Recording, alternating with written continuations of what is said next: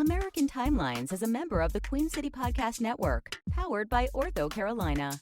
Find out more at queencitypodcastnetwork.com. So now I'm obsessed with time. Come on, tell me about the time. Had it all in my hand tonight. Had the time of my life. When the words all come down like blues on Tuesdays gone down. Welcome to another episode of American Timelines. I'm Amy, and that's Joe. And we are back with a guest this week on another episode of American Timelines. We'll be covering June and July of 1952. Yep. And we have a wonderful guest. We are very lucky to have this guest. We have an author and author coach. She has 32 romance novels and romance suspense novels published, and now has pivoted during this pandemic to become an author coach, which she will tell us more about. But please welcome our guest this week, Miss Terra Kelly. Hi, Terra. Hello. Yay. Hey, Thank you Tara. so much. I'm so excited that you're here. Thank you for doing this. Thank you for having me. I am excited. So, right up front, tell me about being an author coach and what that entails. And let's start with that. Tell us about that. Well, I mean, can I step back like a little bit from that and just say that, like, for me, I became an author, it's almost 7 years ago. Wait, And, you've published 32 books in 7 years? Yeah. Wow. Oh, my in gosh. November, it'll be officially 7 years. Oh my goodness. And in the romance world, they love to publish frequently, which Yeah. is bananas, but that's what they do. Mhm. And so I just basically started the process, but I didn't plan on being a writer. And so my life kind of started from a spark from a dream that I woke up from. And, Really? And that dream was a scene that's in my second book that's published. Oh my gosh. But prior to that, I was told I was not a good writer. Yeah. So I had for 9 years where I had this barrier that I was battling. Yeah. And then, when I had this idea that I woke up from, hubby said, I want to know more. And that was all I needed. And so for now, the last almost 7 years, I've been working on my own books and working on me and, getting past all those barriers. Wow. That is And, awesome. So then this year, pandemic world changed a lot of Yes. things, right? Of course. Yeah. And so I said that I needed more from I didn't want to just publish. I wanted to help others, and I knew I needed more out of Yeah. everything that I was doing. Wow. And so I found a coach, and that coach encouraged me to create a course. And so I am now, yes, an author coach, and I Wow. have my own course called it's a course and coaching program, and it's called Your Story Your Way. I believe in you creating your magic your way. I am there to be that vehicle to make sure it happens for you and help you along the way. And so I take you from the very beginning, and we're going to talk about your book and what you're publishing, Yeah. and then the whole planning, plotting, and then writing, and then I lead you the way of where you can find a good editor, because I don't edit. Yeah. I don't even do my own. Okay. Yeah. And then they come back to me, and I help them with the whole publishing process and promoting process, which there are so many pieces to that puzzle too. And so, so I'm helping them through the whole process. So beginners That can is a come to you. brilliant idea. That is so brilliant because all professions should have coaches, like actor coaches and teacher coaches. Well, and how do you even begin? I mean, podcasting. There should be Brian, the husband you were talking about, hubby that encouraged you, is the creator of the Queen City Podcast Network, Brian Baldashevitz, who's been on here, and so he could probably design one for podcasters. There's a lot of podcasters that are like, He will be. oh, he will. Nice. He's going to. Because, it's a very daunting process to start your own podcast. It's like, where do I even begin? Yeah. I did 1,000 Google searches at how do I even get listed? How do you get on iTunes? At least then, when I started, it was a lot of just steps that a lot of people would give up because it's so daunting. Yes. And honestly, I've wanted to write for years.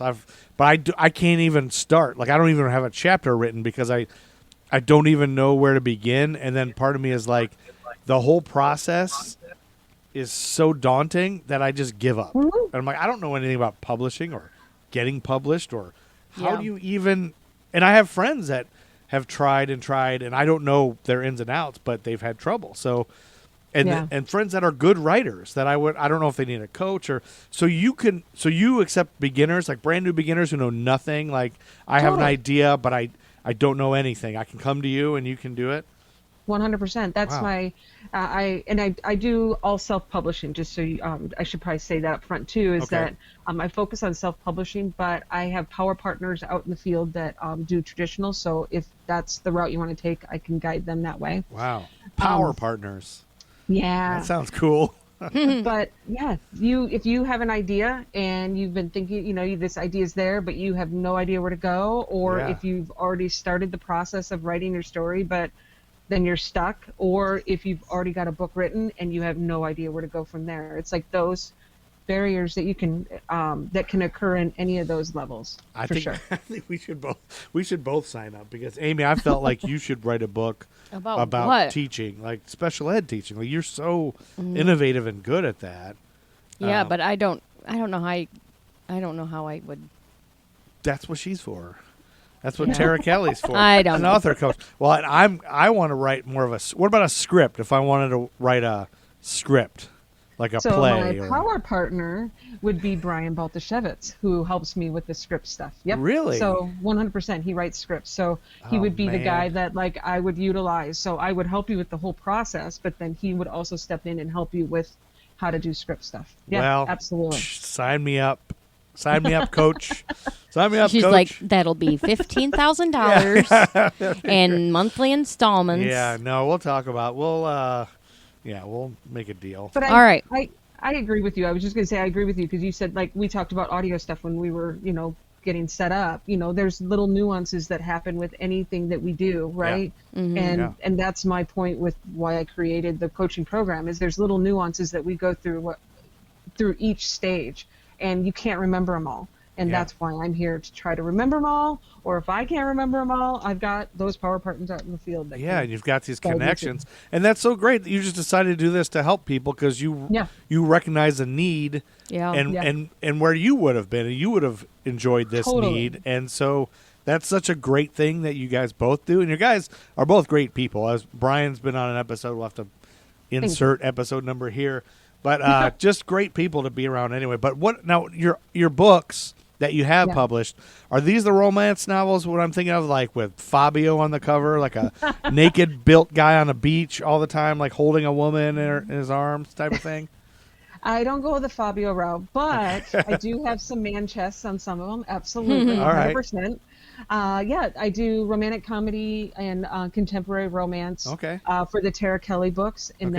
then what I did is I created TM Kelly, which I don't hide them or anything. They're just all out on my website. But TM Kelly does the romantic suspense, and romantic suspense is like literally mob boss, Really? intense, gritty romance. So, Wow. Yeah. Okay. Cool. Now, do you? So I've always wondered this: are you in charge of the cover art and everything, or do you outsource that? Do you have somebody else just do that, or At first, I did outsource it, Yeah. and then I taught myself how to use Photoshop and all the places to start doing it myself. Wow, So I that's do cool. all of mine. Yeah. You do it yourself. Wow. So if it's people, are you using drawings of people, or are you using painting or like picture? I get stock images. I pay Okay. I pay monthly for You stock pay images. to use those. Okay. Yeah. Awesome. Okay. That's All just a right. dumb question I've always had. Yep. That's great. Yeah. So thank you for being here. And now, before too much longer, we're going to jump. This is so cool. I'm very impressed and afraid to talk to you now. But we're going to jump right into I've never known a romance novelist before, but we're going to jump right into the timeline. Are you ready to do this, Tara? Let's do this. So Nice. We got 2 months to cover, so I've promised when we do these 2 months at a time, I You're will not be going to dawdle. I will be brief. I will try to be brief on my stuff, and I won't go in depth on dumb things. Luckily, there's a lot of things that happen that we've already kind of touched on in previous episodes. So here we go. Okay. We're starting in June of 1952. Oh, shoot. One more thing I want to say before we jump in. I wanted to apologize to everybody for some of the audio trouble we've had lately. Yeah. So the last episode I had to republish it like 3 times because I have a new computer that I'm using, a laptop I'm editing on, and I'm learning it and messing up things. And so I screwed up some of the audio. One of them didn't start for 50 seconds. It was 50 seconds of silence. The previous episode before that, I never even put the music in. I didn't even realize. I published it without even putting intros and outro or anything. It was just raw audio. So that, and I decided to just leave it like that, just as like a special thing, you know. So anyway, I apologize to everybody. I will get better at this laptop that I have, but that's why. So I felt like an explanation is in order. So now into the timeline. Starting with June 2nd of 1952, 650,000 metal workers went on strike in the U.S. Oh. And we talked about this in a previous episode when Harry Truman wanted to privatize the steel industry. Remember that? Uh-huh. And so he did that earlier in April. He privatized it to stop this strike. And then they went through the Supreme Court and everything. And they realized you don't have the power to do that. You can't just do that. You can't just privatize an industry. So then later on June 2nd is when they actually went on strike, and they ended up getting exactly what they wanted out of the deal anyway. Yes. So. Yeah. And on that same day, Mr. Maurice Olley of General Motors began designing the Corvette. Oh. The Corvette began being designed. And I had a little bit from the Corvette Museum, but I'm skipping this now that we're doing 2 months. So just know the Corvette is being designed now in 1952. On June 5th, the first ever sporting event televised nationally was a boxing match. Wolcott versus Charles, a boxing match. Okay. Interesting. Yeah, so first time they ever nationally televised a sporting event. I didn't know that. Yeah, it was a boxing match, which I thought we had already covered something else, but apparently not. Or maybe it's the first ever boxing match. Anyway, Jersey Joel Walcott took on Ezzard Charles. I think I've talked about both of them on this podcast before. It was the fourth and final time they fought in Philadelphia. This was a heavyweight title fight won by Walcott in a 15-round unanimous decision. Yeah, 15 rounds. 15 rounds, and it was a decision. Like it was a close one. They had to decide. Yep, all 4 bouts that these guys fought each other were title fights. So Jersey Joe Walcott was born Arnold Raymond Cream. I just had to keep that in there. His name was Arnold Raymond Cream, and I talked about this on a previous episode, I think. So, and he changed his name to Jersey Joe Walcott after a boxer from Barbados that he idolized. Okay. And that was Joe Walcott, and he had a Jersey Joe to distinguish himself. And then Ezzard Charles, we talked about him on a previous episode. He learned to fight while serving in the military. He fought and won Golden Glove tournaments, but had to put his career on hold once during World War II. Anyway, I'll skip that because again, we gotta do June and July, and I got some exciting things. So I'm just gonna tell you all that info is from barstoolsports.com. All right. And here's one. If you like sports, do you like car races, Tara? I used to watch it a lot. I don't that much anymore. Yeah. Okay, so we're recording here from Charlotte, North Carolina. So I wasn't supposed to say that, but I did. Oh, you're not supposed to say that you watched races before? Well, I live in Charlotte. I shouldn't be saying that vocally. Oh, you can't tell people that you don't. Yeah, right? Right. I don't either, and I never have. In fact, I honestly say all the time, I don't know why people watch it. But my stepdad was a huge NASCAR guy. Yep. I never understood why they watched it. But now I live in NASCAR country, and I still don't really get it. But on June 14th and 15th, the 1952 24 Hours of Le Mans was the 20th Grand Prix of Endurance. It was a 2-day race where they did a 24-hour straight race. What? Right? And so they like switch off drivers. Oh, okay. Because nobody can drive for 24 hours, right?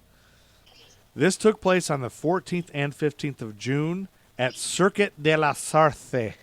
Oh, God. I don't know how you say that. But anyway, this is amazing because this race was notable. So it's a 24-hour race, and you're supposed to switch off drivers.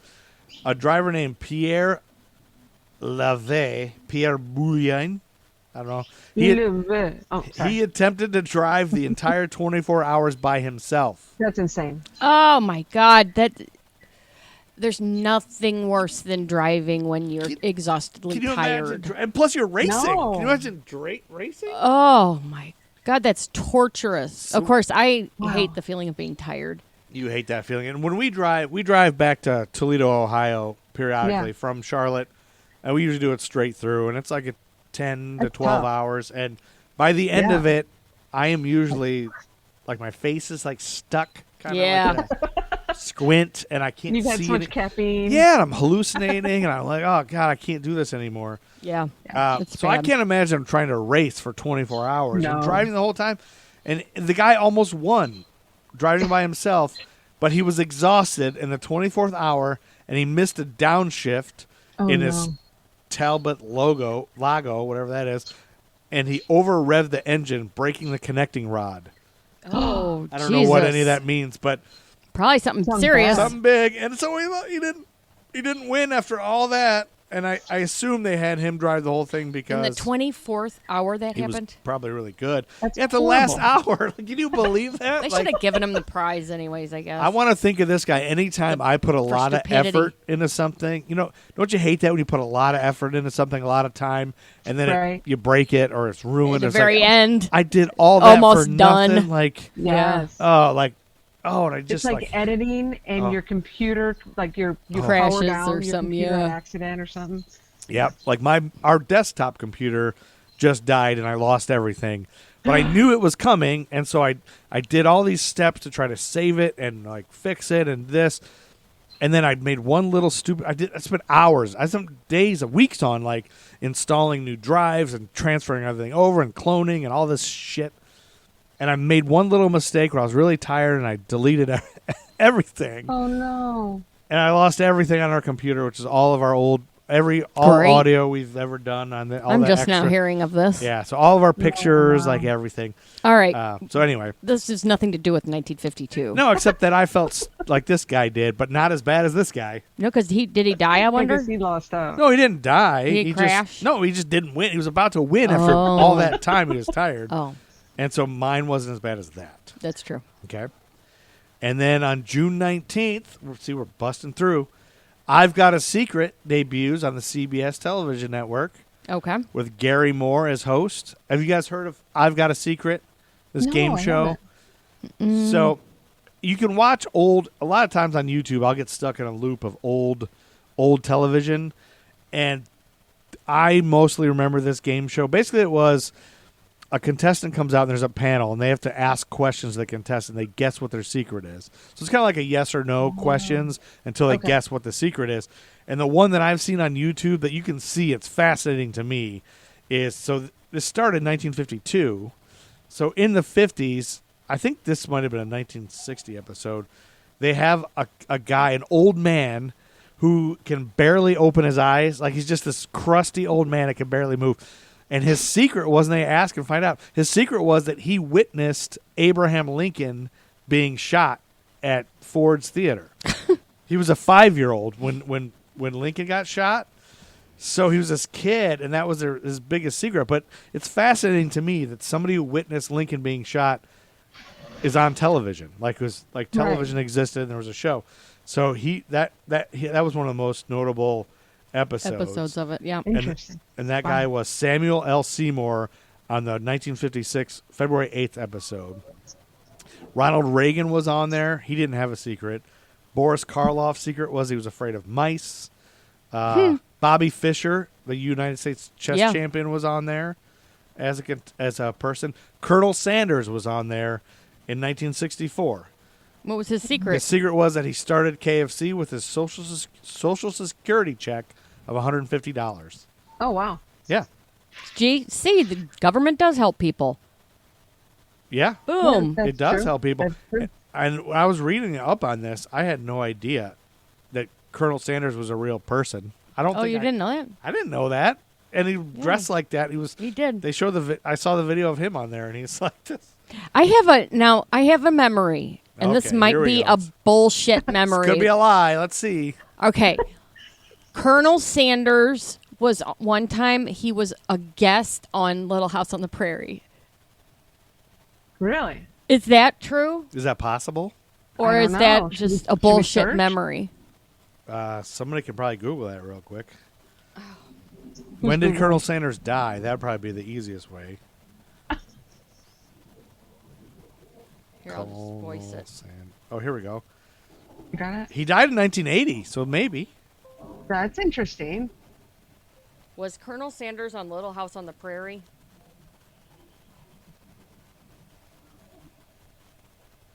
He was. Oh my Hey. God. Wow. Yep. Yep. Holy cats. Colonel Sanders appears on an episode of the show. A character resembling Colonel Sanders asks Harriet Olsen if she wants to serve only fried chicken at her restaurant and become part of his business in season 8. The show's setting was meant to take place well before this. I bet I've seen it then. Now I want to go back and watch it. I know. I'm so excited that I thought it was a dream I had or something. You know? Wow. You know how that happens sometimes where you're like, I have this faint memory as a child of something weird happening. The other one that I always have is, I remember Jose Feliciano used to be on Sesame Street all the time. Do you know who Which he one? is? Jose who? Feliciano. He's the. I don't know if I know him. He's Do a I? Latin guitar player, but I thought I always recognized remember him having really long fingernails. Oh, yeah? And it grossed me out as a kid because he was a boy, and for some reason, a man with long fingernails grossed me out at the time. Yeah, there is something that's off-putting about that. I have to agree with you 100% on that. Yeah, I don't know why. But I'm also thinking about when you're strumming that guitar, isn't that hard to strum the guitar? You would that? think, and it might even also be something that I made up in my head No, I bet we could find that if that we never really tried. happened. We've tried to look, and we've never been able to find anything about it. So I think that one is one that I Huh. had a made up memory. Anyway, so you can really lose a lot of time on YouTube if you just look up. That's Yeah. true. I've got a secret. It's a fun game show to watch. And I'm curious. I'm going to have to do that. I'm fascinated by watching people in the 50s do anything. Like, I watched an Totally. episode today, and he was like, let me introduce you to our attractive panel and our attractive guests. Look at these attractive people. Like, it was just like a weird thing to say. Yeah, it's a Yeah. weird thing to say. Yeah. And the one I started watching, the lady's secret was, it was two ladies, and their secret was that they were both wearing bathing suits, not dresses. But it looked like they were wearing dresses, so I didn't watch the rest of it to see. But anyway, okay. All right. June 28th. This brings us to June 28th. The Miss Universe 1952 pageant occurred. It was the first Miss Universe pageant ever, and it was held at the Long Beach Municipal Auditorium in Long Beach, California. It was held on the day following the first Miss USA pageant at the same venue. 30 contestants competed for the crown. The first winner of the pageant was 17-year-old Armi Kuusela of Finland, who was crowned by actress Piper Laurie. You know who Piper Yep. Laurie is? She was in the movie Her name Carrie. sounds familiar. Carrie? Did you ever see Carrie? Yeah. She was the mom, the crazy mom. Oh, That was Piper Laurie. Okay. She was in other stuff too, but that's the one I Carrie remember. the one where she gets covered blood, in blood? Yeah. Yeah. Yeah. Quick story. No, we're not telling this story. No, we're That's not. my favorite story. All Well, right. now I got to know. So Because Amy doesn't years ago, when we lived in Chicago, before we had kids, we were party animal. Between college and between family, we Yeah. partied a lot. and we had- hosted parties a lot. And we would host parties, yeah. And we would have a Halloween party every year. And Amy grew up with a family that taught her how to have Halloween parties. Like, it was a Decorate. big Oh, deal. cool. Decorated had to the Oh, that's to the Dry nines. ice in our apartment. There was like smoke Oh, wow. everywhere. We had Serious. We had a mummy a and mummy on the thing. You could, table on the just table. blood everywhere. So Amy was Carrie that year, covered in blood. Oh, no. Oh, no. Yeah. She was completely covered head to toe in blood, and I was the Pope. Brilliant. And we had nothing to do with each other. But so I was the Pope, and we would trade off when we had parties. Like, one party, I would be the responsible one, and she could drink as much as she wanted, and I would make sure to kick everybody out and lock the doors. And then when it's my turn, I was supposed to be able to do that. Yeah. And then she would do. So this party, we decided it was my turn to just let loose Yeah. and drink a lot. She was going to be responsible. That's what I thought. But when you get ready for a party, you start at noon, we're like decorating. Like, oh, let's start having a beer now. Yep, and you forget to Fair. eat. Whatever happened is she forgot to eat. Oh, that's bad. Yes. I decided she was being responsible, so I was in the back room playing drinking games with people. I remember just like, oh yeah, we're playing quarters and everything, and I'm like, oh, so So funny. I'm on my way to Ripsville, and then when all of a sudden somebody's like, hey, your cat's out. Somebody got to me, your cat is out. I was like, my cat is in the bedroom. My cat can't get out. What are you talking about? It's a small little 2-bedroom part. I look in the bedroom, and Amy, covered in blood, is passed out on the bed with the door wide open, like out cold. And she's like, "Oh my God, what's going on? Where's the cat? You're supposed to be responsible. I thought I was." So suddenly, I had to stop drinking and be the responsible one. It was the craziest party ever. We had a band playing in our living room. I don't know where the band came from. Yeah. All of a sudden these people were playing, or guitars playing. And I finally got them out. I finally got everybody kicked out by 2:30, 3 o'clock in the morning. Everybody left. I was cleaning up. I found my cat, got her in. Thankfully. And a van pulls up with another band shows up with drum kit, and they're getting their guitars out. They're like, hey man, can we play at your party? And I was like, no, play at my party? It's over. It's 3. Who are you? It's 3 a.m. How did this happen? Yeah. How did they find out? Hilarious. And you missed all of it. So I know I did. it was crazy. I know. So, but she was You had, dressed as the Carrie. best outfit. You missed it. Yeah. You know it. But her outfit was great. She was covered in blood, and there was blood all over our sheets forever. I don't know. That was such a bad idea. That was a bad idea. That was a bad But it was idea. So I don't recommend that as a costume if you're going to just let loose. Or ever. Or ever. I mean, it was that corn syrupy fake stage blood. And you slept in it all night I know. in your clothes. Was That it hard to get off the next day? Yes, That's it my big stained part. my Oh. skin. And and she was maroon for a couple weeks. It was bad. It was a dumb idea. Oh goodness. And that brings us to we got Yeah, all how that did we do from that? the Miss Universe pageant, got us to that. I know, that's hilarious. And that brings us to June 30th, 1952, and we're going to turn it over to Terra, Ooh. our awesome author coach and author, to tell us about something. What are you going to tell us about, Terra? Okay, I was really excited about this one just because I write romance and okay. I like shorter stories. I don't write big, long novels. Okay. So, on June 30th, 1952, Guiding Light, the soap opera, was first broadcast on TV. Oh, wow. On CBS. Yeah, okay. Wow. Wow. I had no idea Guiding Light was this old. That's wait till you hear all the details on that, because I'm fascinated on Okay. the fact that it is this old. Yeah. I had no idea either, by the way. Okay, good. Okay, so I went really deep because my producer husband made me do these next two things, and then the little bits are all the things that you just asked about, basically. So I Okay. have to say these next two, or my husband will be bummed. Yes. So, so it was run by the production company Procter and Gamble Production. So, yes, Procter and Gamble, of course, has the soaps and detergents and all that, but apparently they have a production company too. Oh. And they sponsored the first radio serial dramas in the 1930s. What? And Wow. so 1930s. Yeah. Okay. So this is how far back we're going. Yeah. And the company was best known for the detergents, of course. Yeah. And so the serials for the shows became known as soap operas because of them. Okay. Because of that, yeah. And they didn't just produce Guiding Light. They also did As the World Turns and Another World. Oh, and also The Edge of Night was another one. And that's In why they Search call for them Tomorrow. soap operas. Are these all? Those were all radio plays? So not all were radio, no. Oh, okay. But Guiding Light did start as a radio. Okay. Which I'll share in Wow. a second. Yep. And it was created by Erna Phillips, who is she created Guiding Light, and she was the head writer and known as the Queen of Soaps. Oh.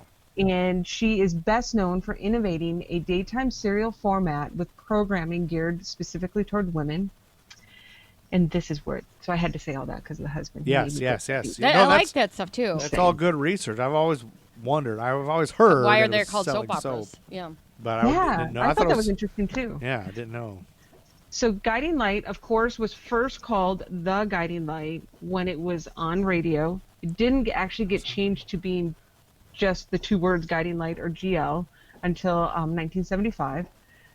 And it was actually listed in the Guinness World Record for the longest running drama in television. Wow. It was on TV for 57 years. Wow. So from 1952 to 2009 when it ended. Oh, it So ended. they could have literally had a character start as a child on there and then age into an elderly person. older lady. Yeah. Yes. Yeah, that's great. They probably did. Or I was just thinking, like, yeah, because you know how some of those soap opera characters, like, you would actually see them pass away later on. Yeah. Yeah, Totally. I mean, I think the same. Like every once in a while, I'll accidentally catch Days of Our Lives that my mom And watched when I was a kid. There'll And still the be same some people on there. Yeah, the same people are there. They're Yeah. just really fucking old now.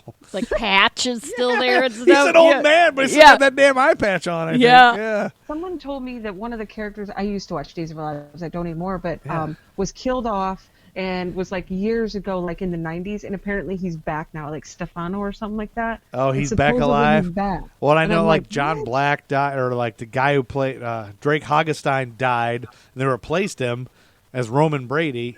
Oh, no, he was the yeah. new Roman Brady, I think. And then the old guy who played Roman wanted to come back to the show, so they decided, oh, he'll be he didn't really have plastic surgery. He's just a different guy. They Jesus. explained everything, all that kind of stuff, you know. But yeah, Yeah, that's and I think hilarious. Jennifer Aniston's father was on Days of Our Lives.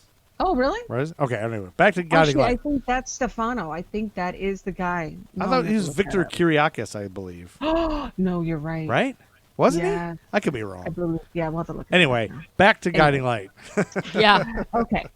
So of course we said 57 years for on TV, but it was first on NBC radio for 15 years Wow. from 1937 to 1956.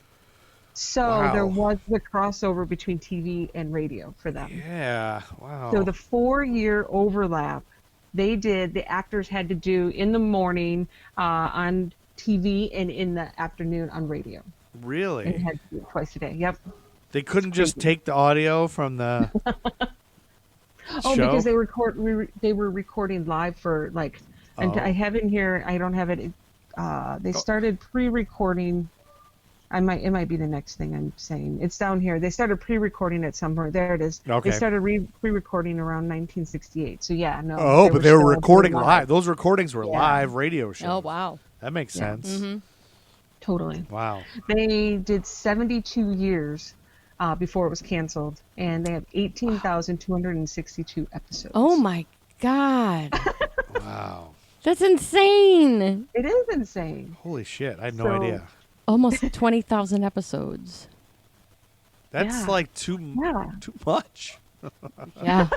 But they're not meant. I feel like something like that is not meant to be binge watched. Thank God. I was just going to say, Right. thank God you never got into something like that. Because What? he does this thing where No. he gets into a show Stop and it. he's got to start from the pilot and he's No. got to sit and watch the whole fucking thing and Yes. the whole fucking series. He did this with Cheers. He did this That's with what you do. with Frasier. Breaking Bad. Break- You did that with Breaking Bad. That's different. That's Why is that different? How is that different? Cheers was on for like 10 years. That's a good point. Nine That's year, valid. 11 seasons. But I did ridiculous. it. I But did it to pass the pandemic. I'm just glad you never did that with Guiding Light. Can Well, you imagine having now to I'm start with gonna. the pilot of Guiding Light Now I'm and watch gonna. the whole goddamn thing? But you can't. Like you can't probably get all Like 20,000. You I would- want. I'm going to you'd be start with dead. audio. You'd be dramas. dead. Well, You'd have to watch it 24 hours a day until you die, probably. yeah. Well, I wonder what the math would be on that. I did start doing that with He-Man because there's a new He-Man coming out on Netflix Oh, from is there? Kevin Smith is making a new one from Is it cartoon or? it's a cartoon, but it's supposed to start where the old cartoon left off. But I wasn't ever aware the old one had a storyline through. I always thought it was just episode. Yeah, I Yeah. just watched that. I watched He-Man and She-Ra, and I always just saw yeah. episode. Yeah, But they're all on Interesting. YouTube for free, so I was like, I might as well watch them to just like have in the background. You know, it's not anything you have to pay attention to. But I'm finding that it's very entertaining in the fact that it's so corny. Like Yeah, He-Man totally. is such a dumb. is such a dumbass. Like Prince Adam's such a dumbass, and Orko's like they're so dumb, and they're so like the lessons they learn at the end. They talk about, well, kids, you should never eat 14 cakes. You know, like I don't know, whatever it is, but Yeah. He-Man talks with like when he becomes He-Man, he talks like this. Yeah. Like all the time. Anyway, it's so dumb that I can't stop watching it. But It's, anyway. yeah. Okay, enough of my binging. Back to you and Guiding Light. Okay, let's see here. Guiding Light is the longest running soap opera ahead of General Hospital Wow. and is the 4th longest running program in all of broadcast history. Grand Ole Opry is longer and Okay. started in 1925. What? Wow. Grand Ole Yeah. Opry, huh? Right? Huh. The show, when Guiding Light started on the radio, it was 15 minutes, and it stayed 15 minutes even when it came over to TV, and was like that until 1968, and then it moved to Oh. 30 minutes. Okay. And in 1968, when it moved to 30 minutes, it also switched from being live to pre-tape for each Okay. episode. Okay. And then in 1977, it moved to being 1 hour. Okay. And they did that because One Life to Live and General Hospital were 1 hour, and it was kind of a competition kind of thing. Yeah, if you're going to compete and keep the viewers. So now that makes me think, I don't know how if it's as impressive if their first hundreds of episodes were only 15 minutes, because a 15-minute show, hey, I can produce a 15-minute show. Right. Right. No, I can't. I don't know. Maybe I can, but it's not that much. Oh. Yeah. Well, I mean, I just find it fascinating that they're taking these storylines the way they did in 15-minute timeline. But then I think about how a writer, like, you know, how we can create these little short stories, like Yeah. some of mine that are 13,000 words, and you can do a whole storyline from start to finish in 13,000 words. Yeah. Which isn't much. Yeah. So I was going to ask you, Tara, as an author, like, do you have, maybe not because you're not writing scripts, but do you have a good feel for how long, how many pages 15 minutes would be generally? For scripts, yeah, I have no idea. Oh, you don't- yeah. I started in broadcasting. That was my Okay. first degree, and that's the only reason I went into broadcasting was to meet my husband. Just so y'all know. It worked. So I had to write scripts and stuff, and so I remember that back in the day, they would tell me like how long the 30-second spots and stuff like that had to Yeah. be. So I am honestly not for sure. That's don't a good remember. question. I always wondered Yeah, that. I'd love to know that too. Yeah. But Okay. and so the last thing I had that I found was basically, and this is just, you know, a simple one, is that when Guiding Light was canceled, Yeah. they placed it with an hour-long revival of Let's Make a Deal with Wayne Brady. Which, can you imagine the people that watched Guiding Light? Yeah. For all those And that years, their whole timeline. lives, some people. Right. And then it's just done. And then it's I wonder with over. the last episode, did everybody just get blown up in a mushroom cloud or what? Don't That's you, what happened on Little House on the Prairie, going back to that. Wait, Remember, the last they episode blew they up, all blew up? the town blew up. Yeah. I don't remember. The They whole all town died? blew up. Yeah, I think. I'm pretty sure. So do you think some writer was pissed off they got canceled, was like, you know what? Everybody's Fuck dead. you. Boom. Yeah. Fuck you. You're out. You're out. Yep. How traumatic for kids. 'Cause Well, kids- that whole show was like that, though. Every episode was a trauma. It was. I never watched My dad it. used to call it Big True. Depression on the Prairie. I never because once. every episode was like something horrible was going on. I had was zero always stressful. tolerance for Little House on the Prairie. I loved it. I don't know why I did. when I I was loved it. when I was a kid, it came on right before. Did you like it, Tara? You liked it too? I did. I loved it. You guys yeah, both- my sister and I. When I was, I hated Nellie. No, she was so horrible. She was so She horrible. was Yeah. awful. when I was a kid, it came on before something I like Transformers or something or something. So I was like, God, I always had to watch the last like 2 minutes of that. Like, come on, what is this? Why would anyone, yelling at the TV? Anyway, Anyway, so we got. Oh, thank you, Tara. That was great information. yes, thank you. I love it. Absolutely. I'm fascinated fun. by all that. That is just a long time to be on TV. Well, in a way, I kind of wish for the people who did watch that, and like you said, there were probably some people that it affected them. Like they grew up, like Totally. you said, watched it, and then now it's just over. And it's got Let's Make a Deal on now. Yeah.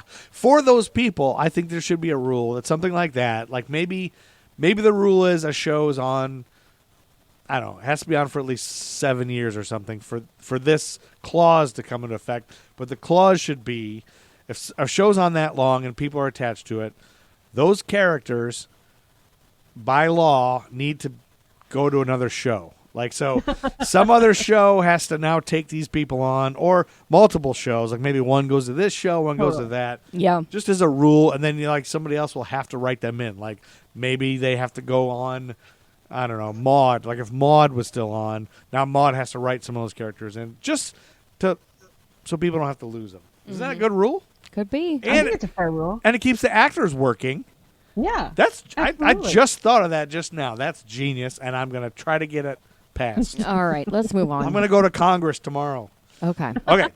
So that luck. same day that Guiding Light moved from radio to TV, wrestler Danny Davis, who was a referee that became, or a wrestler that became, no, a referee that became a wrestler, Dangerous Danny Davis, was born.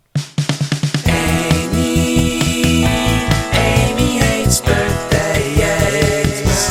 Amy hates birthdays. And I keep coming up with ways to try to make her like the birthdays that I talk about. Dan Aykroyd And so was here's a new born way that I have, this new thing on I'm trying. Canada Day at the Because Ottawa it's the July. Hospital in Now we're in Ottawa, July. Ontario, Canada. Okay. So instead of going through his whole bio, Yeah. if I don't know if you guys have noticed this, but when you Google something now, Yeah. a lot of times, if it's a common thing that people Google, right under the first like result, there will be like a series of questions that most people Google. Like, here's what other people have asked about this guy, and that Yeah. fascinates me as to what people. The number one, almost as always for a celebrity, is what are they worth? What is Dan Aykroyd worth? Oh, really? So I just discount. And then the second that. one is, what have they had in their butt? No, it's usually like what's wrong with them or what's a negative. So, but Dan Aykroyd, and I almost always learn something about the person that I didn't know. Right. So I'll share this. Besides the fact that he was born, I can tell you something about him. What? And I wonder if it's the same thing you're going to say. I think I know what you'll say. I'm going to say that he believes he's been abducted by aliens, Oh, and he believes in ghosts, and he's been on Coast to Coast with Art Bell several times. I did not know AM that. Coast I to didn't know Coast to any Coast. of those. I thought you No, were going me to say neither. that he has autism, Oh, no.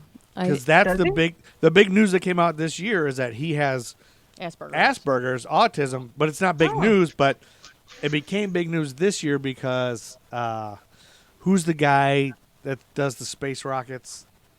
Elon Musk. Elon Oh. Musk was just on SNL as hosting, Yeah. and he claimed, I don't know if he claimed on the show, I didn't watch it, but Said he's got it. he claimed to be the first person to ever be on SNL or to have Asperger's. And then Dan Aykroyd was like, nuh-uh. And Dan Aykroyd's, no, sir, mother effer, I have Asperger's. So that's what I thought you were going to say. But I have even another thing that I didn't know about him. He was going to become a priest. That's not it. He was raised in the Catholic Church. He was going to become a priest, and later he became a comedian. He ran an after-hour speakeasy comedy club in Toronto. That's not it. Mm-hmm. But what I was going to say is, so as a child, he struggled with symptoms of Tourette's and Asperger's. That's not what I'm going to cover. But the big question was, does Dan Aykroyd own Patron tequila? Okay. Oh. And I didn't know why that was a question, so I looked, and the business is now owned by entertainment giant Live Nation, but Dan Aykroyd remains a paid consultant. Apparently, he did kind of own it for a while. Okay. So the move into alcohol industry came in 2005 for Dan Aykroyd when he set up a company to import Patron into Canada. And 2 years later, he launched his Pride and Joy He Crystal, must have really liked it. Crystal Head Vodka on January 20th, 2020. I love Yeah. Crystal Head vodka. Do you really? I've never even Yeah. heard of it. So I Yeah. guess he owns that. That's pretty They cool. have I have two of their shot glasses that are actually skulls. Really? Oh, neat. They're awesome. Cool. Really? And so, what is your favorite vodka drink, would you say? Actually, I like doing, what do they call that? Sex on the Beach. So it's the cranberry vodka and orange juice. Ooh, cranberry, Yeah, vodka, and just- orange juice. I thought that Yeah. Sex on the Just a little Beach bit also more had juice. an. Oh no, never mind. I'm thinking of a Long Island iced tea. Am I doing it wrong? 'Cause I could be No, doing it no. wrong. Sounds I like was you're thinking doing- of a Long Island iced tea. So what? How do you, if you don't mind me asking, I have this little detour. A Sex on the Beach. You say it's cranberry, vodka, and orange juice. And how Just a much? splash. How much of each? Do you know? I want to say that like it's just like however they do their shots of vodka. You know, so 'cause a you know how shot of sometimes they vodka? do over. Yeah. One of each, like one part and of then each. the vodka. Yeah, and then like a little bit more of the cranberry juice, and then like you just put like a little splash of orange juice right at the top, and then it just kind of stirs in just a little bit. And is that a drink? Just like a drink you sip on? Okay. It's hilarious to order it. You're like, Yeah, can I have a sex sex on a on- beach? Yeah. I always thought Sex on the Beach was a shot, No. like a buttery nipple or something. All right. Anyway, no. The reason I ask is because But that's fair. That's fair. I have a bunch of Tito. Well, not a bunch anymore. At the beginning of the pandemic, I bought a big thing of Tito's vodka because they sponsored a nerdy night show I was doing, That's good. and I thought, they're great, and they're big animal lovers. They support dogs, Yeah. in some Oh, way. cool. So I bought a whole thing, and I'm like 3/4 of the way through it, but I'm trying to come up with new things to make. So I'm going to make that. All So right. thank you. Moving on. All right, we'll move on. July 5th, we got another birthday. Another wrestler, Hillbilly Jim, was born on July 5th. And another birthday to pass the time. Just go real fast. July 9th, 1952, John Tesh was born. And so I did that thing on John Tesh. What, You know, what? Google. John Tesh is always naked under his clothes. What makes Got that look on his he face. seems like he's a sexy guy? He thinks, So, did you know he's married to Connie Selica? yes. I believe I did. And Yeah. they're still married. That was They're one of the still top together? one of Okay. the top questions was, are they still together? But the Okay. the biggest question that I had to click on Google was people ask about John Tesh. What has happened to John Tesh? Yeah. Good question. And I was like, is there something wrong? And I totally forgot, but he underwent surgery in 2015 followed by chemotherapy and radiation. Oh, He wow. had Oh. he had cancer and it Oh. returned 2 years later, and in 2018 he decided to stop treatment. But then a blood test showed that his tumor markers were once again clear, Huh. even though he stopped treatment. And Tesh credits his good fortune to God, according to a February 2021 report. So I didn't know, number one, that John Tesh was even still alive. I remember Right. he started doing music. Oh, that's A lot, very yeah. And I nice thought it was that gonna be a Always on horror- all the clothes. Yeah, and then he still was Connie Selica. That's a pretty good get, isn't it? Yeah. Yeah. Are you guys big Connie Selica fans? I don't remember what she was on. Do you remember what she was on, Tara? It was just it was an ABC or CBS News. Oh, Oh, it she was a I news thought person? she was on. She was a reporter from what I remember. Oh, I thought she was Oh. an actress. I thought she was an actress too. I thought she was one of the I could be Charlie's wrong. Angels. No, she wasn't one of the Charlie's Angels. No, now you got to look that up. Yeah, I'll Yeah. look up real quick because now we're I wonder all if she was wrong. a reporter I for remember now her being really beautiful or something. Like, isn't that the thing that she's real beautiful? She's an American actress, producer, and former model, best known for her roles on the television series Flying High, The Greatest American Hero, and Hotel. The Greatest American Hero. That's what I remember her as. Yeah. Okay. Okay. Then I totally had it wrong. Who was I thinking of? I don't know, know. but Connie Chung? You guys, I'm Maybe. a horrible person. Is that who you're I thinking got- of? I mixed it up. I might have mixed it up. Yeah. I'm sorry. Well, and as No, I'm that's fine. on We'd mix it Google, up all the time. as I'm googling Connie Selica, the first question is, what illness does John Tesh have? So that Yeah. she's I had the Connies in my head. That's what it is. okay. One more birthday before we get into something really cool. Okay, and the Okay. Amy story, July 17th, birthday theme. No, you can't play it 5 times. I can't. You've gone David- through 5 birthdays. David Hasselhoff, July 17th, 1952. David Hasselhoff. I couldn't skip David Hasselhoff. No, you can't. That's true. No, you can't. And my favorite question on Google was, why do Germans love David Hasselhoff? Yes. Good question. And Google says, while it's commonly agreed that his popularity in Germany is mostly due to his singing career, like his iconic concerts around the fall of the Berlin Wall, a deep love of his 80s and 90s action series, Knight Rider and Baywatch, still endures in the country today. Really? Yeah. Wow. That's so funny. And so that brings us to July 19th, 1952. And Amy, I understand you have something on this date? Yes. On Because- July 19th. Let me guess. This is a UFO sighting, right, that you're going to cover? No. No. No, I was not. On July 19th, 1952, Yeah. I have a UFO thing that happened. Well, do tell. All right. So you have something that happened on this same day? Okay, real quick. Not real quick, because this is a big deal. The, Do it real nine- fast. the 1952 Washington, D.C. UFO incident, also known as the Washington Flap. A flap, I know, is a series of UFO sightings. Really? Yeah, that's Oh, called a wow. flap. Well, so July 1952, there was multiple. So I'm going to start with the first one. And this is like, if you Google July 1952, this is the first thing that comes up. And I was like, oh, obviously this is what Amy's covering, because it was so like I had to like to find anything else about July 1952. I had to scroll through past all this, and then so you told me the last minute you weren't covering this. So the Washington, it was also called the Washington National Airport sightings or the invasion of Washington. No idea again until today that any of this happened. It was a series of unidentified flying object reports from July 12th all the way to July 29th, 1952 over Washington, D.C. The most publicized sightings took place on consecutive weekends, July 19th and 20th, and then later on July 26th and 27th. I'm talking about the 19th and 20th right now. UFO historian Curtis Peebles called the incident the climax of the 1952 UFO flap.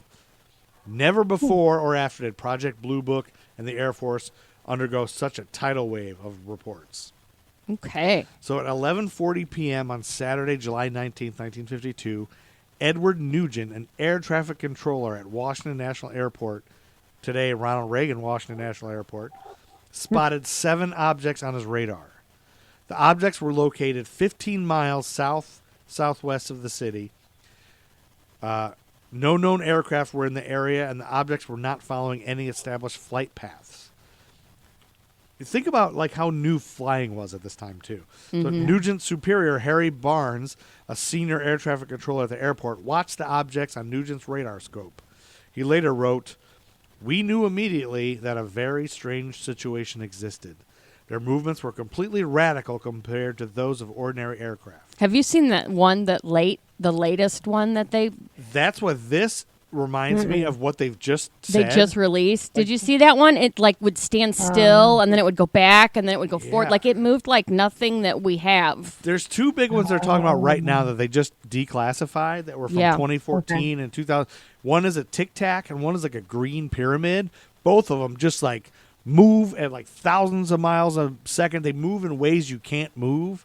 Yeah. And like Air Force has found like they don't know what it is, and they finally said, we don't know. Actually, June 1st is supposed to be a big release of information. Really? UFO Ooh, that'd be information. exciting. Yeah, like the government's supposed to release all this stuff.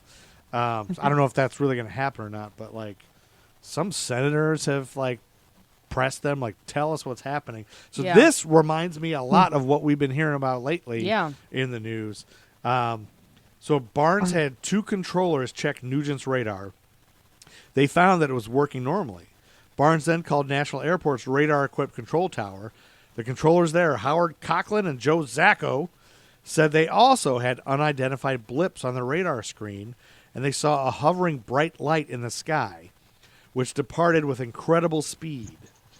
Coughlin asked Zacco, "Did you see that? What the hell was that?" At this point, other objects appeared in all sectors of the radar scope when they moved over the White House and the U.S. Capitol. Barnes called Andrews Air Force Base, located 10 miles from National Airport. Although Andrews reported they had no unusual objects on their radar, an airman soon called the base's control tower to report the sighting of a strange object. Airman William Brady, who was in the tower, then saw an object which appeared to be like an orange ball of fire, trailing a tail. It was like anything I had ever seen before. As Brady tried to alert the other personnel in the tower, the strange object took off at an unbelievable speed. Again, sounds like what they're talking about now that they're seeing. On one of National Airport's runways, S.C. Pierman, a Capital Airlines pilot, was waiting in the cockpit of his DC-4 for permission to take off. After spotting what he believed to be a meteor, he was told that the control tower's radar had detected unknown objects closing in on his position.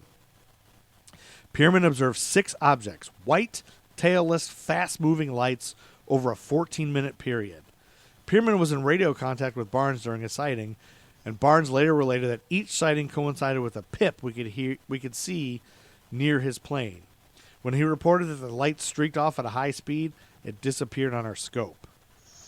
That's the part that what they later explained, this is the part that doesn't make sense. Like, they could see it and it was on the radar. Like, Yeah, their right. explanations later say that there's a weird thing that can happen with temperature that makes stuff show up on radar, but he sees it too. Yeah. Like, that's what Right. blows me out. So, meanwhile, at Andrews Air Force Base, the control tower personnel were tracking on radar what some thought to be unknown objects, but others suspected, and in one instance were able to prove they were simply stars and meteors. I don't know how I'd buy that, but anyway, all of this is just directly, I'm just reading Yeah. directly off of Wikipedia, by the way, because this is kind of last minute thrown together, but still I'm fascinated. However, Staff Sergeant Charles Davenport observed an orange-red light to the south. The light would appear to stand still, then make an abrupt change in direction and altitude. This happened several times. At one point, both radar centers at National Airport and the radar at Andrews Air Force Base were tracking an object hovering over a radio beacon. The object vanished in all three radar centers at the same time. Wow. At 3 a.m., shortly before two U.S. Air Force F-94 Starfighter jet fighters from Newcastle Air Force Base in Delaware arrived over Washington, all of the objects vanished from the radar at National Airport. However, when the jets ran low on fuel and left, the objects returned, which convinced Barnes that the UFOs were monitoring radio traffic and behaving accordingly. The objects were last detected by radar at 5:30 a.m. So these sightings on July 19th and 20th made front-page headlines in newspapers around the nation. A typical example was the headline from the Cedar Rapids Gazette in Iowa. It read, "Saucers swarm over Capitol" in large black type. And there was such a panic about UFOs at this time period, too. Well, yeah, and they were thinking, like, this is around the time when Area 51, I guess, I started. think it had stuff to do with the Cold War, too. Oh, is that okay? I think Yeah, the the Cold War and- UFOs are related to the Cold War in a way. Well, they think. But, because what if the opposition has, technology we don't have? Like, they can spy. Whatever. For sure. And that's what they think now. Like, they think China, some of these, they're like, we don't know if it's China. We don't know if it's an alien. Or we don't know. Yeah. So then I have something that happened July 21st. So we'll pause it there, and we'll go to your story. We'll see how this works. So what do you have for us, which I'm On going the to... same day, right? on the same day of July 19th of this happening? Awesome. Yes. This happened in the evening, so yours maybe happened earlier? I'm going to talk about the murder at Crater Lake. Ooh, the murder at Crater Lake. And my source is Thomas Moriarty from the Mail Tribune. Thomas Moriarty from the Mail Tribune? Yes. Is that M-A-I-L? Yes. Okay.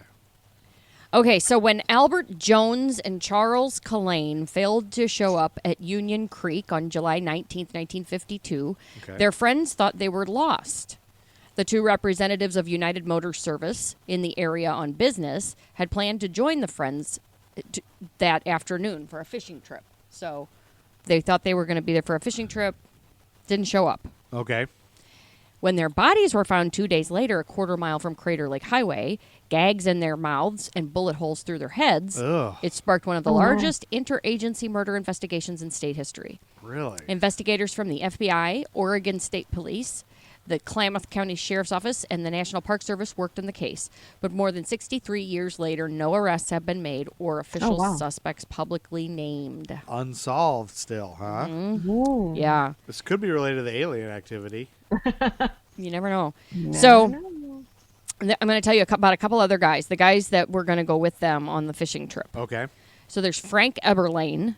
Okay. He owned an auto parts supply company, and he had invited Jones and Cullen to go fishing with him. So he was the one who was planning the trip. Okay.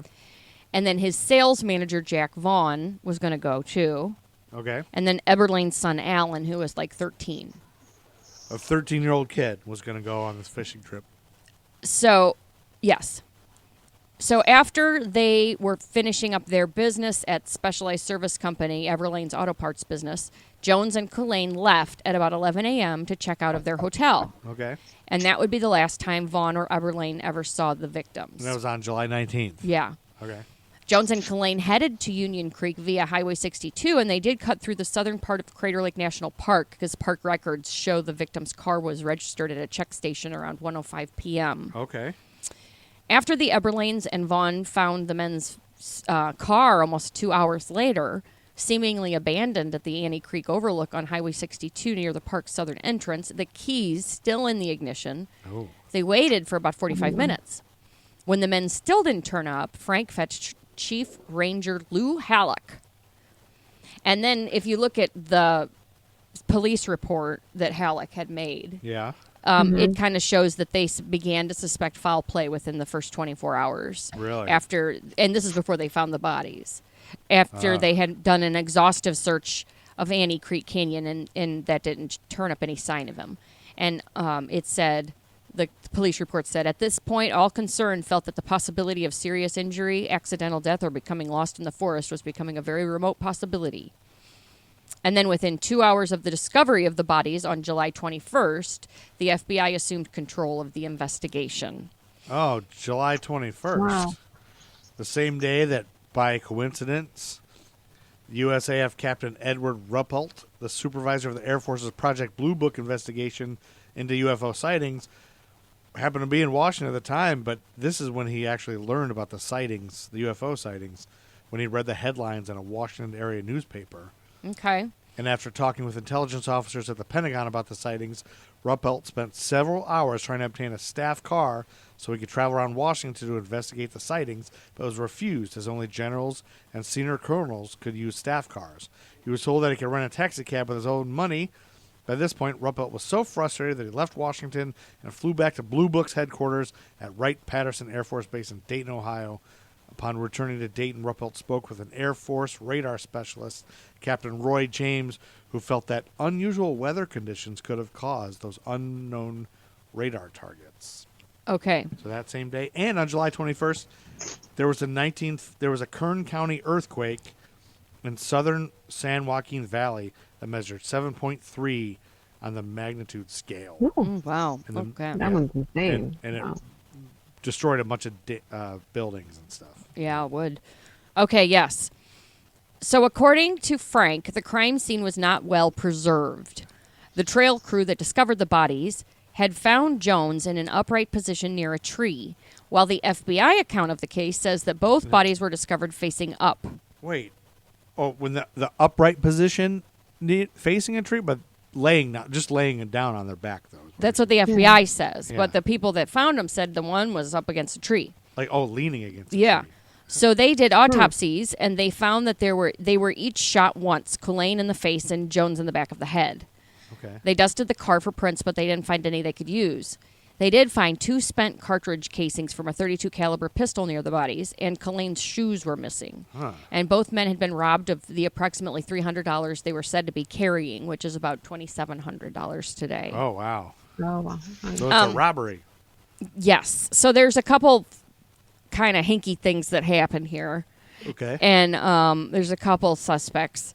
So less than an hour after the bodies were found, a man called a garage in Fort Klamath from a railroad depot in Medford. Okay. And the caller identified himself as J.D. Harvey of 536 Plum Street, Medford.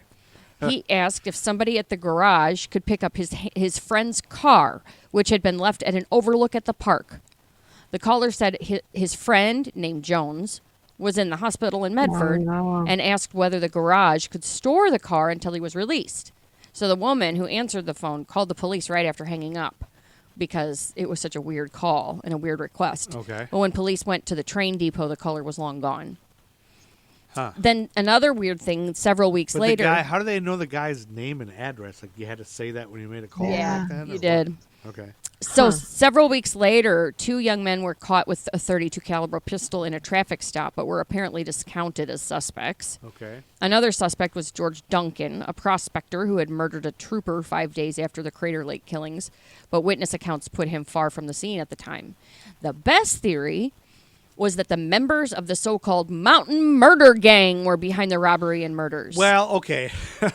if wouldn't that be your first guess if you knew there was a mountain murder gang and people got murdered in the mountains? Totally. Right? That's my first guess. The gang, led by Jack Santo and Emmett Perkins, had gained notoriety after a brutal 1952 murder of a grocer and his 3 children in Chester, California. Oh. The gang was in fact suspected of a string of murders and robberies throughout the western United States. Ooh. Santo also had links to Oregon, including as a suspect in a number of burglaries in the Medford area, which he was apparently never charged. Okay. In the end, Santo and Perkins were sentenced to death for the 1952 murder of 63-year-old Mabel Monahan, a widow from Burbank they had planned to rob of her gambling winnings that they believed she had hidden in the house.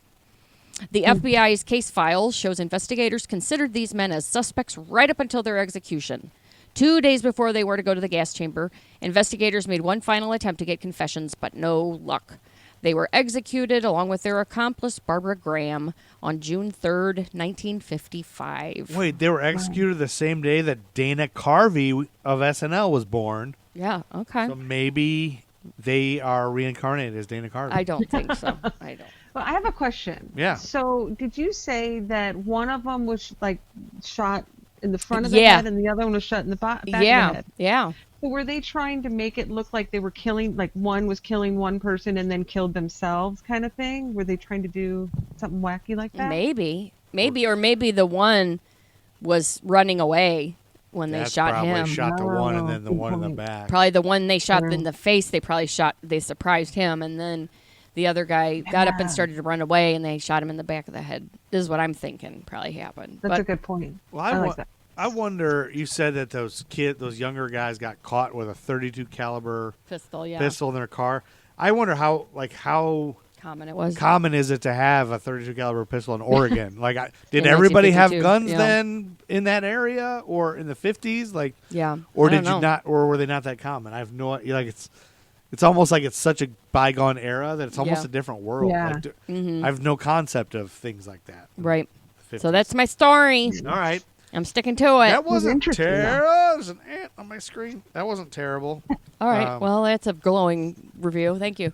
It wasn't terrible. No, you were talking about how terrible it was. I mean, it's not as exciting as this UFO. I know this UFO that story I is have. blowing my socks off. So keep going. All right. So then on July 25th in 1952, Yeah. Puerto Ricans overwhelmingly approved the Commonwealth status in a referendum, and the island's constitution was proclaimed on July 25th, 1952, a symbolic date because it was the 54th anniversary of the U.S. invasion of the island. And Puerto Rico became a Commonwealth Yeah. Oh, Of the United States. United States, yeah, on that date, which I had no idea. that's a good day. And I did not look up how, Yeah. why we invaded and what ever happened. It's probably just colonization, like everything else. Well, 54 years before 1890, who knows? Yeah. But back to the UFOs, because Yes. on July 26th and 27th, so think about living in 1952 at this time, Yeah. and we've already published in the papers that people saw in UFOs. Just being on edge. And people were going nuts. This is after War of the Worlds when everybody Yeah. went bananas because of that Yeah. story. This is And just so like it. At 8:15 p.m. on Saturday, July 26, 1952, the weekend after the last sightings, a pilot and stewardess on a National Airlines flight into Washington observed some lights above their plane. Within minutes, both radar centers at National Airport and the radar at Andrews Air Force Base were tracking more unknown objects. U.S. Air Force Master Sergeant Charles E. Cummings visually observed the objects at Andrews. He later said that these lights did not have the characteristics of shooting stars. There were no trails. They traveled faster than any shooting star I've ever seen. Meanwhile, Albert M. Chop, the press spokesman for Project Blue Book, arrived at National Airport and, due to security concerns, denied several reporters' requests to photograph the radar screens. He then joined the radar center personnel. By this time, 9:30 p.m., the radar center was detecting unknown objects in every sector. At times, the objects traveled slowly. At other times, they reversed direction and moved across the radar scope at speeds calculated up to 7,000 miles per hour. Oh, my God. At 11:30 p.m., two U.S. Air Force F-94 Starfighter jet fighters from the Newcastle Air Force Base in Delaware arrived over Washington. So they were planning to fight whatever was in the sky? I think they want to just scramble and find them. I was looking at we were talking about the ones we're talking about lately.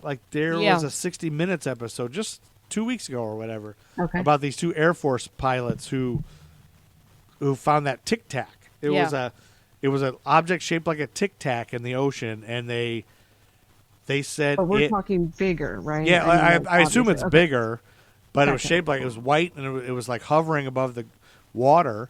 And they went Okay. to approach it, and they said it zigged and went 60. It was 60 miles away within a second. Like, Wow. and then it came back. Like, it just, and they were both new. This happened in like 2014, and they're just now talking about it. So they were on 60 Minutes talking about it. Huh. And the two people, it was like a man and a woman pilot. They both were, talked about Incredible. how they were afraid to talk about it for Yeah, years. I They bet. thought, are they going crazy? Do they remember it right?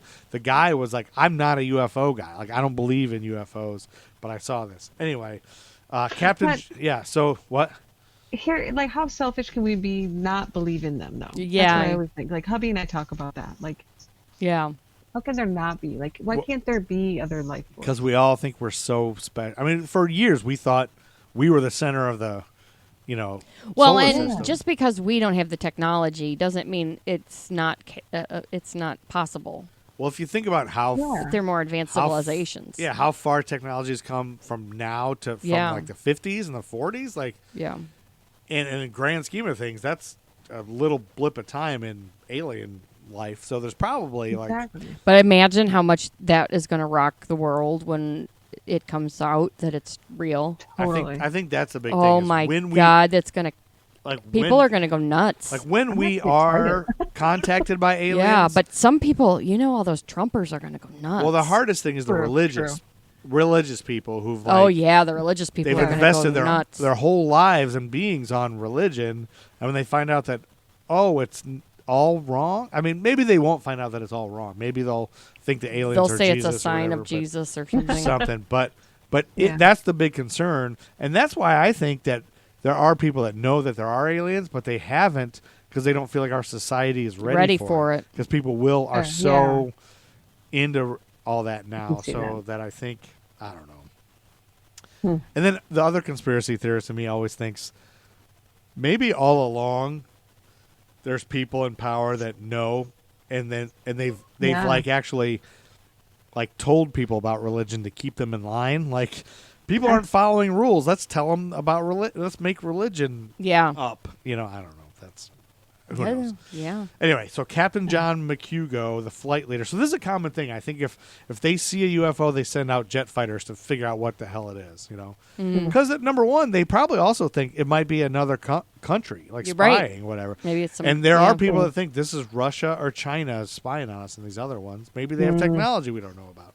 Captain John McHugo was the flight leader, and he was vectored toward the radar blips, but he saw nothing, despite repeated attempts. However, his wingman, Lieutenant William Patterson, did see 4 white glows, and he chased them. He told investigators that I tried to make contact with the bogies below 1,000 feet, and that I was at my maximum speed, but I ceased chasing them because I saw no chance of overtaking them. According to Albert Chop, when ground control asked Patterson if he saw anything, Patterson replied, I see them now, and they're all around me. What should I do? Nobody answered because nobody knew what to tell him. Oh wow. They didn't know what to do Yeah. after midnight. What would you do? Like, how Right. would you, after midnight Right. on July 27th, Yeah. U.S. Air Force Major Dewey Fournay, Project Blue Book's liaison at the Pentagon, and Lieutenant John Holcomb, a United States Navy radar specialist, arrived at the radar center at National Airport. During the night, Lieutenant Holcomb received a call from the Washington National Weather Station. They told him that a slight temperature inversion was present over the city, but Holcomb felt that the inversion was not nearly strong enough to explain the good and solid returns on the radar scopes. So they did a lot of say that when that temperature thing happens, it can show up on the radar, but he didn't think it was enough. Fournay relayed that all those present in the radar room were convinced that the targets were most likely caused by solid metallic objects. There had been weather targets on the scope too, he said, but this was a common occurrence and the controllers were paying no attention to them. 2 more F-94s from Newcastle Air Force Base were scrambled during the night. One pilot saw nothing unusual. The other pilot saw a white light, which vanished when he moved toward it. Civilian aircraft also reported glowing objects that corresponded to radar blips. Anyway, there was a lot of people that said it could be explained by weird phenomenon, and the technology wasn't like it is today. But the fact that you were saying the fact that they could see it with their naked eyes and on a radar kind of Yes. disproves a lot And of then those people, things. then some people, in one instance, they said they could explain some of that as, oh, it was just a meteor sighting or a Oh, shooting yeah. star, whatever. But it doesn't sound like that to me, like all these. So Yeah. No, that's cool. Yep. All What you right. think? So anyway, there's a lot more. That was all from Wikipedia. Yeah. There are some other articles about it you can look online. I didn't have. I just discovered this afternoon, so I didn't go and. I have a lot more. But Yeah. It's not as exciting, and that we're not a UFO podcast, but But now I All want right. more UFO movies out there because you know I how know. like there's so many good ones out there. well, feel There free are. to. By the time this episode is aired, it will be past June, and we might already know. We might have already heard, but supposedly. True. June 1, there's supposed to be a big reveal by the government. Really? Marco Rubio was involved in like telling people to reveal this. Oh, And- God. I don't believe a word he says. Well, I it don't was either. that Harry. Who was that Harry? The Democratic guy that just Harry retired. Reid? Harry Reid. Oh yeah. He started this a few years ago, like Trying to get him to a come special clean. commission on UFO stuff. Like he said, there's stuff they need to reveal. And then during the Trump administration, they revealed a lot of it. And that's when they revealed those videos on the radar. So Yeah. if you look up UFO sightings like now, like get on YouTube and look Yeah. at the most recent ones, and there's some real convincing stuff. And it sounds a lot like this. So Yeah. to me, like, I don't know. It's scary. It is scary. And I think it's real. I don't know about you, Tara. You think it's real? Oh, I totally think it's all real. Yeah. 100%. Yeah. There's I definitely aliens. believe that there's life force somewhere. They're For sure. gonna- I just makes me nervous. I think they're already here, and they've been here forever. I think they've been watching That's us fair. Yeah. and monitoring us Yeah, that could be and probing us anally. anally. Let's not have that. Let's not think. About I know. Like anytime I have a really loose stool, I think I might have got probed the night before. You're ridiculous. It's not TMI, the Joe, it's not the TMI. it's not the chicken wings and the beer. It's that I right. was probably He's probably abducted anally by probed by aliens. aliens. Anyway, yeah. Fire in the sky still terrifies me. Anyway, thank you guys for listening. Thank you, Yes. Tara, for sitting Thank here you, with Tara. us all this time. It was I'm fun. so sorry we took so long and so much of no, your it's time. fun. But we loved having you, and yes. I am And I going to loved reach listening out about to you. Guiding Light. Yes, soap and I want operas. you to coach me. I want to become an author, and so will Amy. You're crazy. Now we're gonna. You know, write. I am up for the fun. I Okay. think it would be awesome to be able to help you. Oh, where on can your we? journey. Where can people find you to reach out to you? How can we find So you? I'm going to keep it as easy as possible. There are Yeah. two things. Okay. Yeah. The first one is that you can go to terrakelly.com. All my information Easy. is there. That's easy. But if you want to say, like, Tara, I want to go to your social media, I kept my social media pretty simple, and I said Terra Kelly Author. So if you go to Terra Kelly Author on Facebook, Instagram, Pinterest, Oh, Twitter. nice. You got them all. That's great. Yeah. Snapchat? Are you on the Snapchats? I have Snapchat, but I only have it for my family. Oh, yeah. I don't even know how Snapchat works, and neither do you. I thought I was Yeah. going to catch her off guard, and she'd say, "No, I No. don't have that." What about TikTok? Are you on TikTok? Nope, didn't Yeah. do it yet. There's Yeah. too many things. There's I'm too just many getting things. on YouTube now, Yeah. Oh, too. okay. So- At YouTube too. Okay, Terra Kelly author. At Yeah. Terra Kelly, check her out. That's right. She can help you, and all you aspiring I would love authors, to. check her out, and she's going to coach you. And I think she's going to coach me. My wife might not like it, but I'm going to ask her. Anyway, I think you All should. right. Yes. thanks Yes. everybody for listening. Thanks for your patience through the birthdays, Amy. Yes, Thank you. barely. We loved having you. So check Tara out. Thanks, Tara, again. But it's time so much to. fun. Get out of here, Chuck Berry. Yeah, thanks. Let Dale through. Thank you.